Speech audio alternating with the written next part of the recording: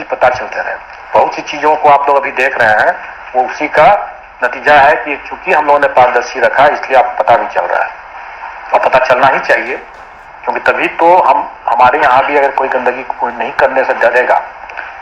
तो ये तो हो गई पुरानी बातों के ये। तो अब हम लोग आज का जो मुख्य जो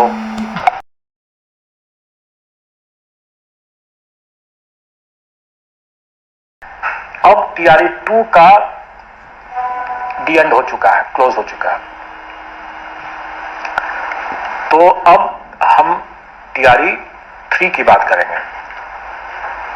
टीआरई 3 हम लोगों ने पहले आगामी जो टीआरई का विचार किया था, तो अगस्त के लिए किया हुआ था। वो अगस्त में टीआरई होगा, लेकिन वो टीआरई 4 होगा। और आप टीआरई 3 को समझ लीजिए सप्लीमेंट्री टीआरई समझ लीजिए। सप्लीमेंट्री रिजल्ट नहीं आया कोई बात नहीं, लेकिन सप्लीमेंट्री टीआरई आप इसको समझ लीजिए एक तरह से। और वो टीआरई 3 होगा और वो मार्च में होगा। और अभी हम लोगों ने एक टेंटेटिव आपको डेट में कुछ बता दूं, 10 फरवरी से 23 फरवरी तक आवेदन आमंत्रित किए जाएंगे ऑनलाइन। और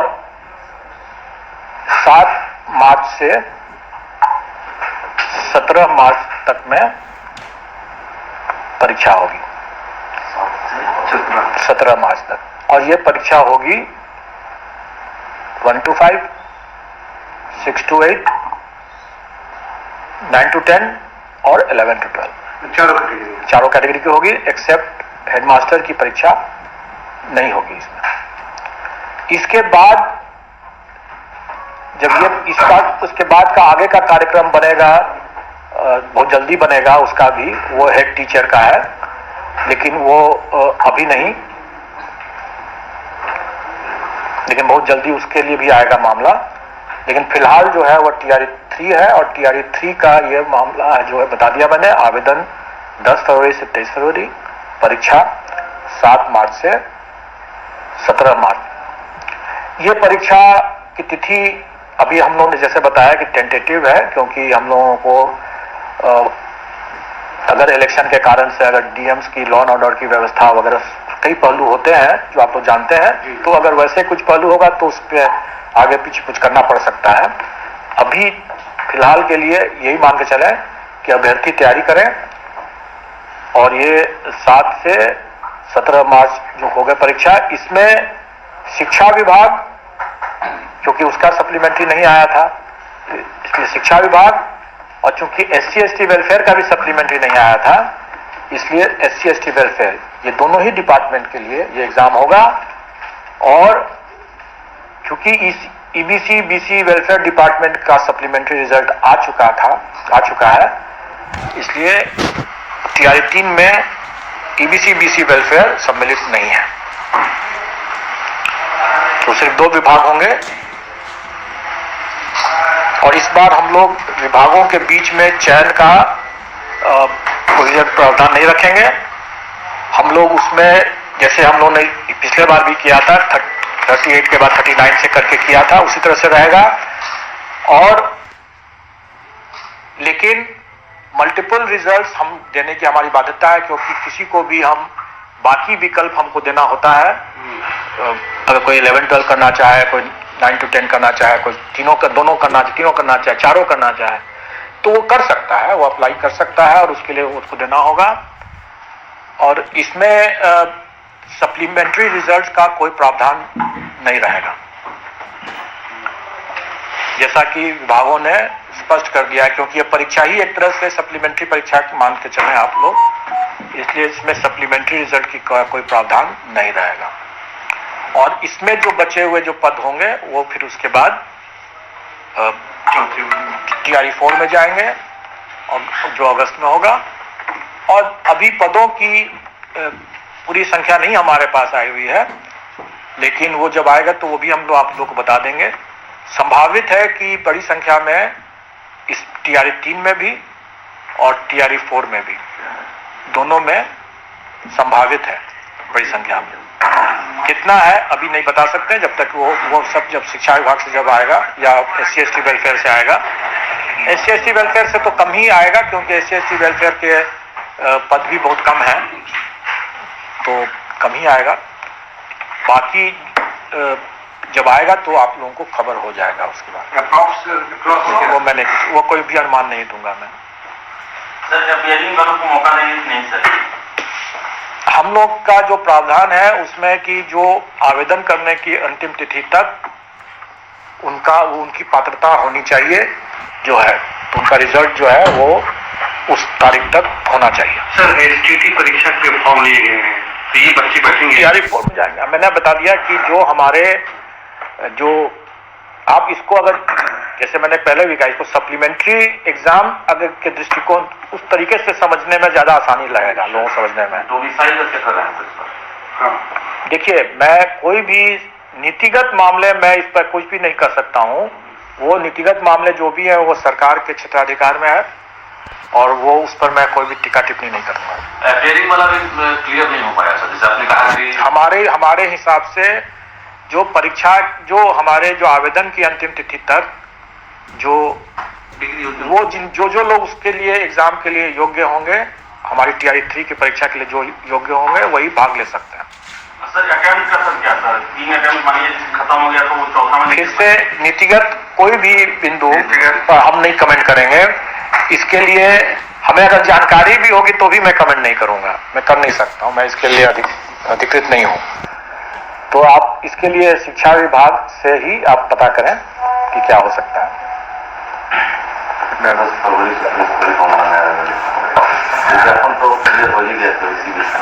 विज्ञापन तो मैंने बता ही दिया कि किस तारीख से आएगा। अच्छा, कट ऑफ वगैरह जो है ना, सवाल उसमें छूट गया था मेरा। कट ऑफ का लेवल कुछ सब्जेक्ट में कुछ जगह TRE-1 की तुलना में 2 में बहुत ज्यादा चला गया। TRE-3 में क्या मानते हैं? पहली बात तो ये कट ऑफ हम आयोग नहीं निर्धारित करती है, ये कट ऑफ तो कैंडिडेट खुद ही निर्धारित करते हैं। आपको तो खुश होना चाहिए कि कैंडिडेट ने अच्छा प्रदर्शन किया। जस्ट लाइक रेस है सर। ये तो हम थोड़ी डिसाइड करते हैं। कई बार लोग ये समझते हैं कि हम लोगों ने कट ऑफ इतना हाई कर दिया। अरे हमने नहीं किया, कैंडिडेट ने खुद ऐसा परफॉर्मेंस किया कि वो कट ऑफ हाई हो गया। लेकिन आप इसको थोड़ा सा इस तरह से भी समझें कि प्रथम बार हम लोगों ने जो किया था, TRE-1 जब लिया था तो उस समय कोई बहुत सी चीजों के बारे में लोगों को जानकारी नहीं थी। हम लोगों को भी कैंडिडेट के बारे में उतने अनुभव नहीं था, तो TRE-1 में स्वाभाविक तौर से कम गया। TRE-2 में जब बातें हुई तो हम लोगों ने भी अपने परीक्षा के जो प्रश्नों का स्तर को थोड़ा सा नीचे करने की बात सोचा, क्योंकि हम लोगों को लगा कि थोड़ा ज्यादा हो रहा है।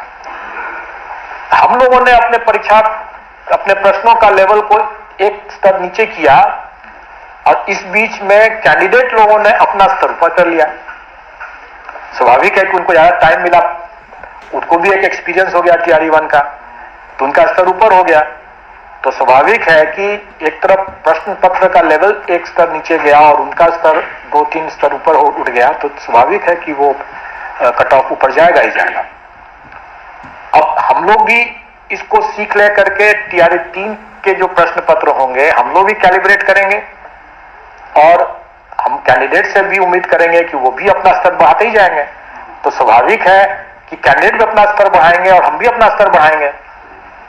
तो ऐसी स्थिति में फिर से कट ऑफ कहां जाएगा कहां नहीं जाएगा ये अभी कहना मुश्किल है।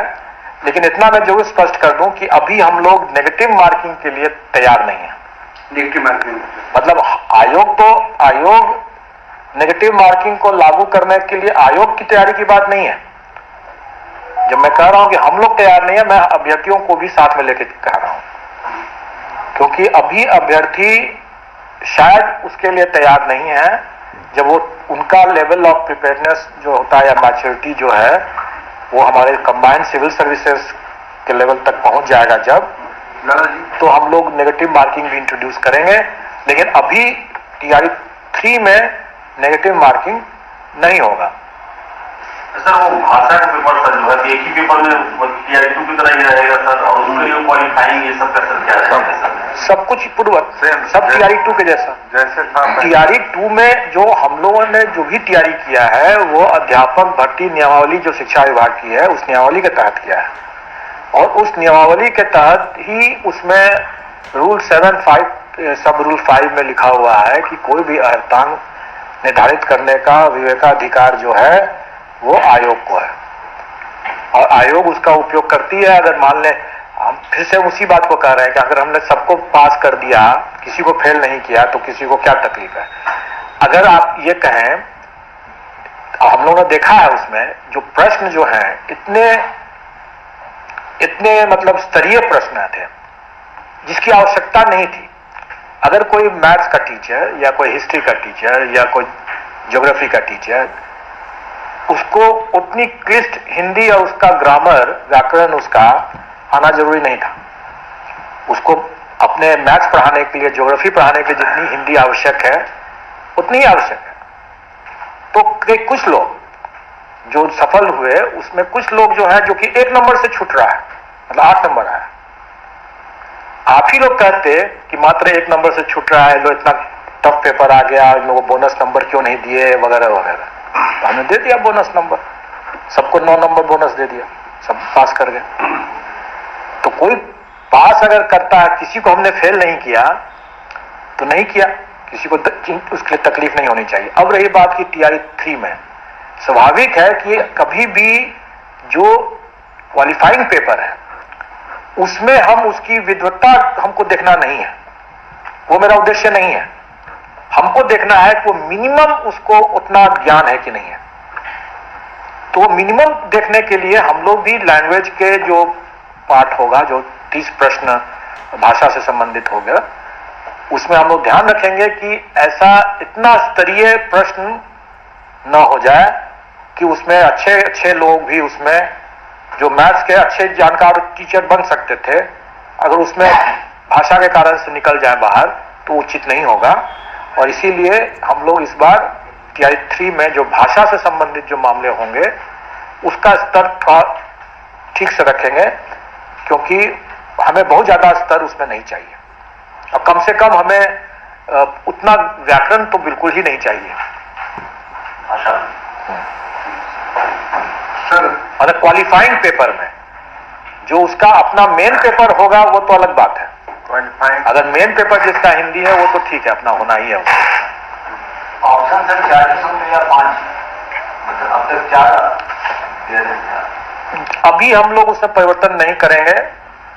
जैसा मैंने बताया कि बहुत से चीजों को हम भविष्य के लिए छोड़ रहे हैं, और जैसे नेगेटिव मार्किंग मैंने बताया, उसी तरीके से ऑप्शंस के बारे में भी जो टीआरई 2 में है वही टीआरई 3 में रहेगा।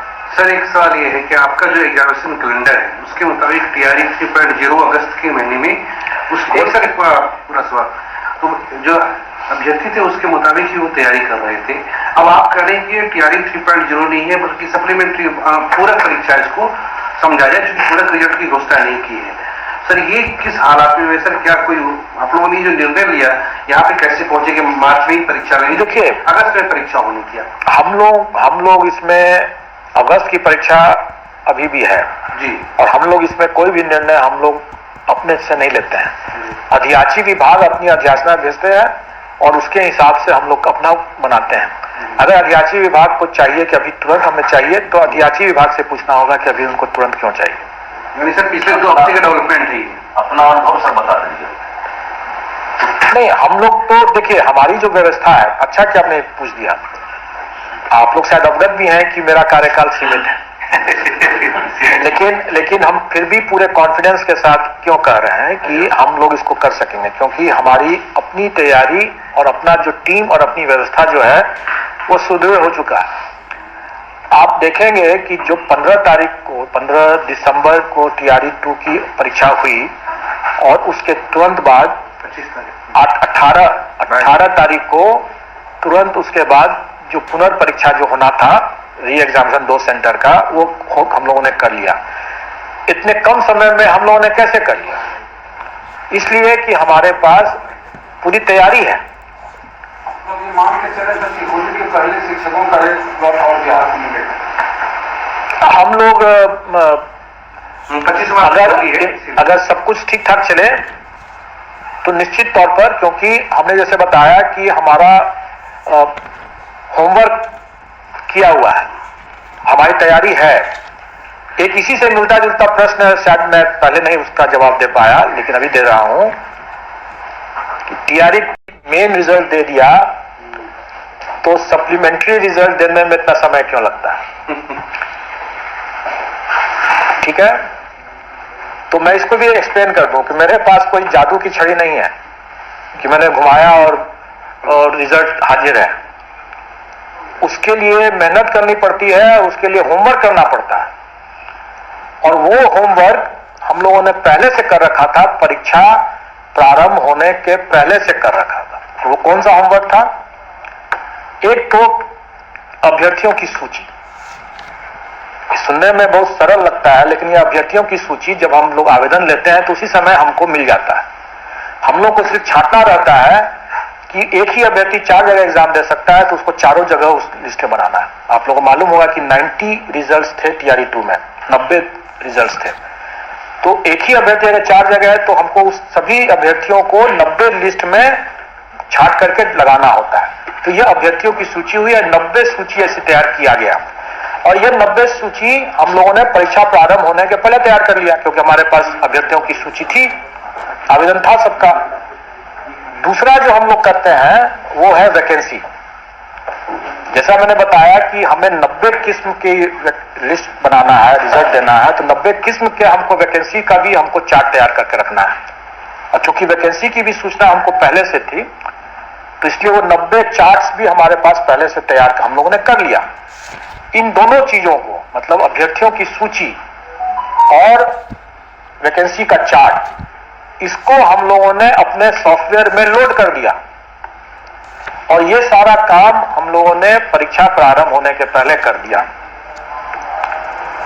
उसमें जो समय की हमें बचत हुई, और बाकी जो काम जो था, जो कि परीक्षा जब समाप्त हुआ तो ओएमआर का स्कैनिंग और मार्किंग और वगैरह वगैरह, वो सब जो कार्रवाई हुआ वो परीक्षा के बाद की बात है। तो परीक्षा के बाद की जो कार्रवाई किया उसमें हमको जो टाइम लगा, उसी टाइम में मैंने 15 दिन के अंदर में रिजल्ट दिया क्योंकि पहले का होमवर्क किया हुआ था। अब सप्लीमेंट्री रिजल्ट की जब बातें आई तो सप्लीमेंट्री रिजल्ट में हमको तब तक पता नहीं चलेगा अभ्यर्थी कौन कौन से छटे जब तक कि विभाग हमको नहीं बताएगा कि इतने लोगों ने इन जैसे 6 to 8 और 9 to 10 दोनों में हो गया तो 6 to 8 का दावा अगर छोड़ा है तो कितने अभ्यर्थी ड्रॉप आउट हुए मल्टीपल रिजल्ट के कारण से। उन अभ्यर्थियों की सूची जब तक विभाग नहीं देगा तब तक हम अभ्यर्थियों की सूची को अपडेट नहीं कर पाएंगे, और ये तभी दे पाएगा विभाग जबकि उनकी अपनी काउंसलिंग खत्म नहीं हो जाती है। तो शिक्षा विभाग की काउंसलिंग तो 8 जनवरी को खत्म हुआ, और दूसरे दो विभागों की काउंसलिंग 9 या 10